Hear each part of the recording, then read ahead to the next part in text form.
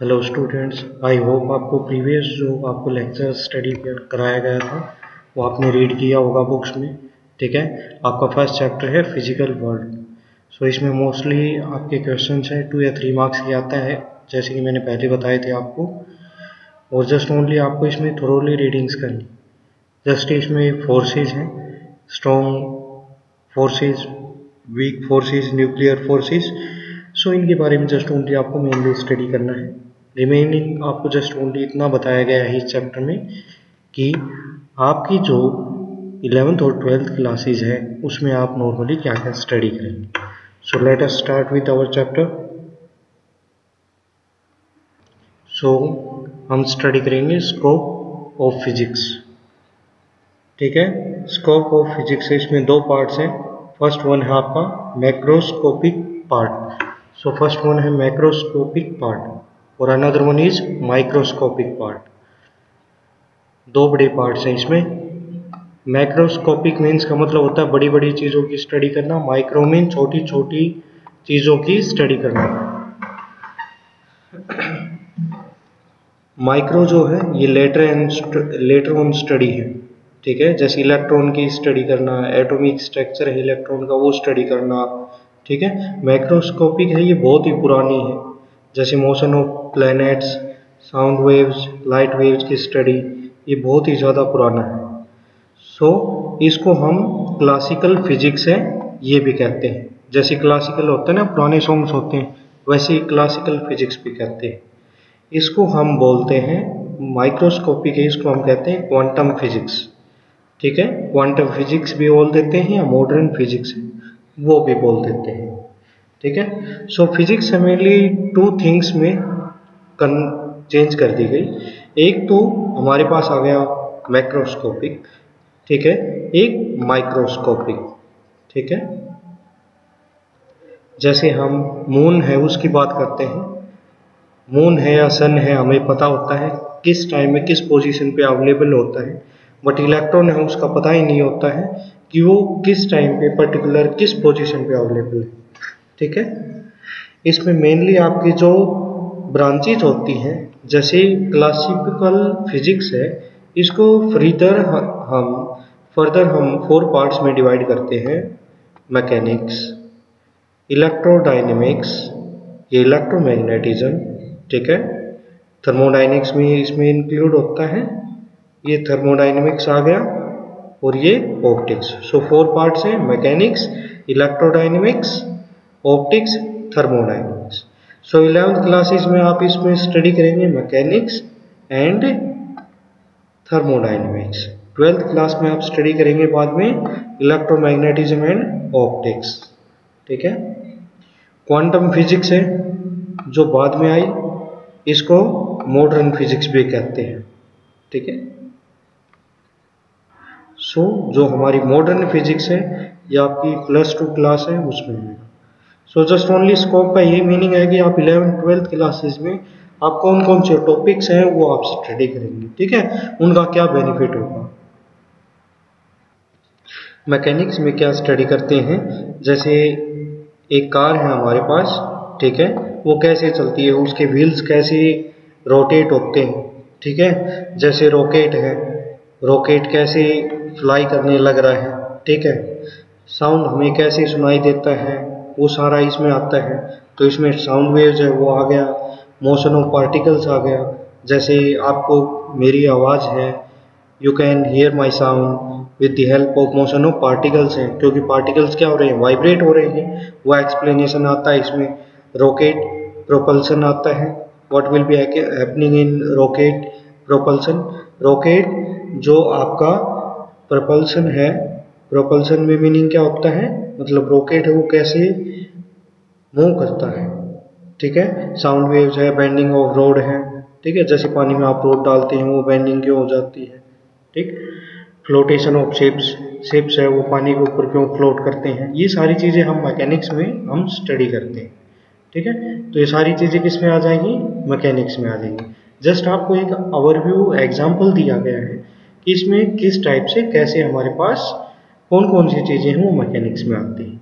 Next one है आपका electrodynamics या इलेक्ट्रो मैग्नेटिज्म, इसमें आप स्टडी करेंगे चार्जेस के बारे में। जब चार्ज फ्लो होते हैं तो करंट बनाते हैं, वो करंट कैसे होता है, ठीक है। मैग्नेटिज्म के कारण कैसे इलेक्ट्रिक करंट प्रोड्यूस होता है, ठीक है। जैसे मैग्नेटिक ट्रेन चल रही हैं, वो भी मैग्नेटिज्म है, इसके ऊपर चल रही है, ठीक है। नेक्स्ट वन है अल्टरनेटिंग करंट है। करंट है वो किस फॉर्म में अवेलेबल होता है हमारे पास, उसकी फ्रीक्वेंसी क्या होती है। ट्रांसफॉर्मर्स मीन्स यदि फॉर एग्जांपल मेरे पास एक इलेक्ट्रिक करंट है, उसकी फ्रीक्वेंसी लो है और उसकी फ्रीक्वेंसी है उसको बढ़ाना है, वोल्टेज बढ़ाना है, तो वो कैसे बढ़ाते हैं। Another one is electromagnetic waves, जैसे लाइट है हमारे पास, वो इलेक्ट्रोमैग्नेटिक वेव होती है, ठीक है। वो डिफाइन हमें करना होता है कि how can you define that, ये what are the electromagnetic waves. So electromagnetism में हम मैग्नेटिज्म स्टडी करेंगे, करंट्स के बारे में स्टडी करेंगे एंड चार्जेस है उसके बारे में स्टडी करेंगे। नेक्स्ट वन ब्रांच है जो हमारे क्लासिकल फिजिक्स का पार्ट है, इट इज ऑप्टिक्स। ऑप्टिक्स में हम स्टडी करते हैं, जैसे प्लेन मिरर आपने स्टडी किए होंगे, लेंसेज आपने 10th क्लासेज उसमें स्टडी किया होगा, ह्यूमन आई है, इमेज फॉर्मेशन होता है वो आपने स्टडी किया हुआ है, रिगार्डिंग टेलीस्कोप, रेनबो, लाइट, ठीक है। ये सारी चीजें हम स्टडी करेंगे किसमें, ऑप्टिक्स में। Next one is thermodynamics. Thermodynamics में हम मोस्टली हीट और टेम्परेचर है उससे रिलेटेड चीज़ें हैं वो हम स्टडी करते हैं। जैसे हमारे पास हीट इंजन होता है, उसका क्या प्रोसेस होता है, ठीक है। जैसे आपकी मोटरसाइकिल है वो स्टार्ट होती है तो उसमें इंजन होता है, वो हीट प्रोड्यूस करता है, फिर वो एनर्जी किस में कन्वर्ट होती है वो हम यहाँ पे स्टडी करते हैं। कंडक्शन है, रेडिएशन है, कन्वेक्शन है, ये सारी प्रॉपर्टीज किसके अंदर आ जाती हैं आपकी, they will comes under the thermodynamics. हमारे पास जो क्वांटम फिजिक्स है इसको हम मॉडर्न फिजिक्स पे कहते हैं। इसमें हम स्टडी करते हैं related to atoms, x-rays and semiconductor and nucleus, इनके बारे में हम स्टडी करते हैं। तो बेसिकली स्कोप ऑफ फिजिक्स है, it will be divided into two parts. Large जो क्वांटिटीज वो मैक्रोस्कोपिक है, स्मॉल जो है वो क्या है, माइक्रोस्कोपिक, ठीक है। मैक्रोस्कोपिक है, इसको फर्दर डिवाइड किया गया है क्लासिकल फिजिक्स में, और माइक्रोस्कोपिक लेटर ऑन आई है, इसलिए हम इसको क्या कहते हैं, इसको हम क्वांटम मैकेनिक्स है वो भी कह देते हैं। क्वांटम मैकेनिक्स का मतलब क्या है, मीन्स क्वांटम मैकेनिक्स का मतलब ये है कि ये एक मॉडर्न फिजिक्स है। नेक्स्ट वन हमारे पास क्लासिकल फिजिक्स। क्लासिकल जो हमारे पास फिजिक्स है इसको फर्दर 4 वेज में हम डिवाइड करते हैं। One is mechanics, another one is electrodynamics और electromagnetism, optics and thermodynamics. Mechanics के अंडर क्या क्या आता है, मैकेनिक्स के अंडर क्या आएगा, मैकेनिक्स के अंडर हमारे पास जैसे व्हीकल्स है उनका रोटेशन, प्लेनेट रोटेशन है, वो सारी चीज़ें हमें स्टडी करके कौन बताएगा, मैकेनिक्स। आपके जो एडवांस एग्ज़ाम है, जेई मेंस है, इस सब में मैकेनिक्स से रिलेटेड थोड़े क्वेश्चंस लिटिल बिट काफ़ी अच्छे होते हैं और काफ़ी इंटरेस्टिंग चैप्टर है ये। इलेक्ट्रोमैग्नेटिज्म में हमारे पास करंट्स और मैग्नेट से रिलेटेड हम स्टडी करते हैं, ठीक है। ऑप्टिक्स में हम स्टडी करते हैं लेंसेज, मिरर है, ठीक है। रे ऑप्टिक्स का मेनली हम यहाँ पे यूज़ करते हैं। थर्मोडायनेमिक्स में आपको बता ही दिया मैंने कि मेनली हीट और टेम्परेचर से रिलेटेड जो भी हमारे इंस्ट्रूमेंट है, ऑब्जेक्ट है, उनकी हम स्टडी करते हैं। फॉर एग्जांपल हीट इंजन, इसमें हम कार्नोट इंजन है वो हम स्टडी करेंगे। Next one is excitement in physics. Excitement comes from, कहाँ से आया हुआ है ये, एक्चुअल में क्या है, फ्यू बेसिक कंसेप्ट हैं इन laws can explain many phenomena. हमारे पास कुछ बेसिक लॉज हैं जो एक्सप्लेन कर सकते हैं बहुत ही ज़्यादा फिनोमेना है। जैसे मैंने पहले आपको बताया था 4 मैक्सवेल इक्वेशंस हैं, वो आपकी इलेक्ट्रोडायनेमिक्स है, इलेक्ट्रोमैकेनिक्स है, उनको सभी को एक्सप्लेन कर सकती है। ग्रेविटेशन है वो आपको बता सकता है फॉलिंग ऑफ एप्पल कैसे होगा, जैसे प्रीवियस लेक्चर मैंने आपको बताया था, ठीक है। मेनली हम न्यू एक्सपेरिमेंट्स हैं वो हम क्या करते हैं, न्यू एक्सपेरिमेंट्स इमेजिनेटिव है, वो इमेजिन करके हम न्यू एक्सपेरिमेंट्स है वो बनाते हैं, ठीक है। वो भी एक्साइटमेंट इन फिजिक्स से related.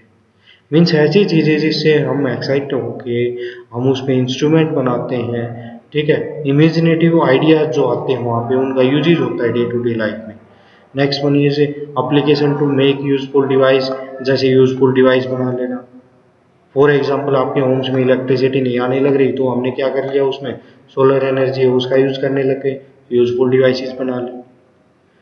Next one is prediction of future events, future में जो जो होने वाला है उसको इवेंट्स का हम पहले ही प्रिडिक्ट कर लें, ठीक है। सो उस चीज को हम क्या कहते हैं, एक्साइटमेंट इन फिजिक्स कहते हैं। सो फिजिक्स है हमारे पास बेसिकली क्या क्या होता है और टेक्नोलॉजी के साथ इसका क्या वे में बेनिफिट है। मेनली फिजिक्स और टेक्नोलॉजी है उसका यूज होता है, हमारी सोसाइटी है उसमें यूज होता है। सोसाइटी में कैसे यूज होता है, फॉर एग्जांपल स्टार्टिंग में हमारे पास जैसे स्टीम इंजन है, उसकी एफिशिएंसी है उसको इंक्रीज करने के लिए हमने सोचा था कि स्टीम इंजन है उसकी एफिशिएंसी है और इंक्रीज करके टाइम बढ़ा दिया जाए। सो वहाँ पे एक न्यू ब्रांच ने डील किया, वहाँ पे उसका नेम दे दिया हमने थर्मोडायनेमिक्स। इसने थर्मोडायनेमिक्स ने किसकी हीट और टेम्परेचर है, मेनली हीट इंजन है, उसकी स्टडी की और उसको क्या कर दिया, उसको इम्प्रूव कर दिया। इम्प्रूव जैसे ही हम इनकी स्टडी को इम्प्रूव करते गए तो हमने क्या किया, एक टेक्नोलॉजी है उसको हमने बर्थ दे दिया, एक नई टेक्नोलॉजी है उसको हमने जन्म दे दिया। कैसे, पहले हम स्टीम इंजन है वो देखते थे, आफ्टर दैट उसमें हीट है वो ट्रांसफर हो गई और हीट ट्रांसफर होने के कारण ग्रेविटेशनल फोर्स है, यूनिवर्स में कोई भी दो ऑब्जेक्ट हैं उनके बीच में एक्ट करेगी। जैसे एक ऑब्जेक्ट ये हो गया एक ये हो गया, ठीक है, उनके बीच में एक्ट करेगी। ये एक लॉन्ग रेंज फोर्स है, मीन्स काफ़ी लॉन्ग रेंज तक एक्ट कर सकती है। मीन्स कोई भी डिस्टेंस की लिमिट यहाँ पे नहीं है, इन्फिनिटी मीन्स अप टू सन है वहाँ तक एक्ट कर सकती है। ये इन चारों में से वीकेस्ट फोर्स भी है, ठीक है। नेक्स्ट वन इलेक्ट्रोमैग्नेटिज्म, यहाँ पे जो फोर्स हमारे पास, इसमें इलेक्ट्रोमैग्नेटिक जो फोर्स है दो पॉजिटिव होंगे तो एक दूसरे को रिपेल करेंगे, पॉजिटिव नेगेटिव होता है अट्रैक्ट करते हैं। लाइक चार्जेस हैं जैसे नेगेटिव नेगेटिव वो क्या करेंगे, रिपेल करने लग रहे हैं। ये एक लॉन्ग रेंज फोर्स है, ठीक है, और one of the strongest force है। इसको एक्ट करने के लिए दो ऑब्जेक्ट के बीच में एक्ट करने के लिए कोई भी मीडियम की रिक्वायरमेंट नहीं होती। Strong nuclear force, strong nuclear force की बात करते हैं, न्यूक्लियस के अंदर क्या होता है, प्रोटॉन और न्यूट्रॉन के बीच में क्या होती है, जो फोर्स एक्ट करती है वो स्ट्रॉन्ग न्यूक्लियर फोर्सेज होती है, ठीक है। इसमें क्या था कि प्रोटॉन और प्रोटॉन के ऊपर क्या है, पॉजिटिव चार्जेस है, ठीक है। सो जनरली इनको क्या करना चाहिए, रिपेल करना चाहिए था, ठीक है। सो इसमें क्या करते हैं, बेसिकली स्ट्रॉन्ग न्यूक्लियर फोर्सेज है, बट वहाँ पे क्या करते हैं, जो न्यूक्लियस के जो पार्टिकल्स हैं उनको हम न्यूक्लियॉन्स कहते हैं, उनके बीच में एक अट्रैक्टिव फोर्स होती है। जैसे प्रोटॉन और प्रोटॉन के बीच में अट्रैक्टिव फोर्स है, न्यूट्रॉन्स और न्यूट्रॉन्स के बीच में एक अट्रैक्टिव फोर्स है। ये जो फोर्स होती है हम इनको कहते हैं स्ट्रॉन्ग न्यूक्लियर फोर्सेस। इन फोर्सेस का कोई भी चार्ज से लेना देना नहीं होता है, means they does not depends on the charge. ये शॉर्टेस्ट फोर्स इन नेचर होती है, इनकी रेंज होती है 10⁻⁻15 मीटर।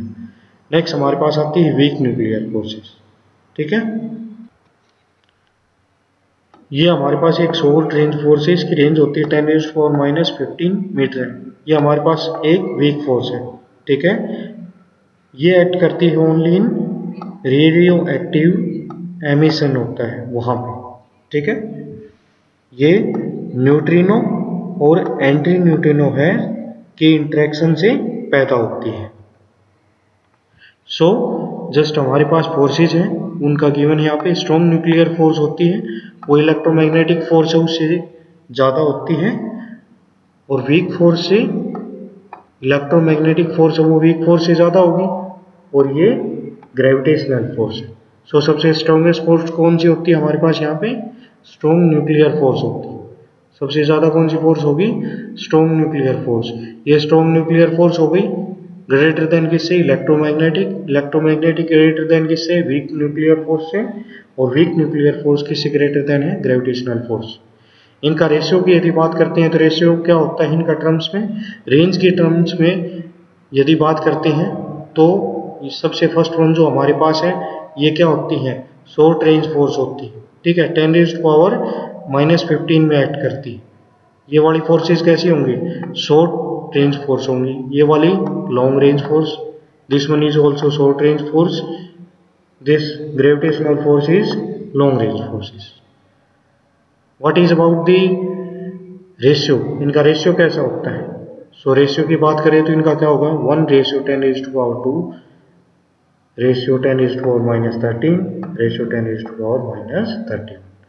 यदि इन दोनों का कंपैरिजन करें, जैसे फर्स्ट वन न्यूक्लियर फोर्स और ग्रेविटेशनल फोर्स, तो न्यूक्लियर फोर्स यदि 1 होगी तो ग्रेविटेशनल फोर्स कितनी होगी 10⁻⁻38 मीटर होगी, ठीक है। स्कोप ऑफ फिजिक्स कहाँ से है, 10⁻⁻30 kg ऑफ इलेक्ट्रॉन से लेके 10⁻55 kg of mass of universe से।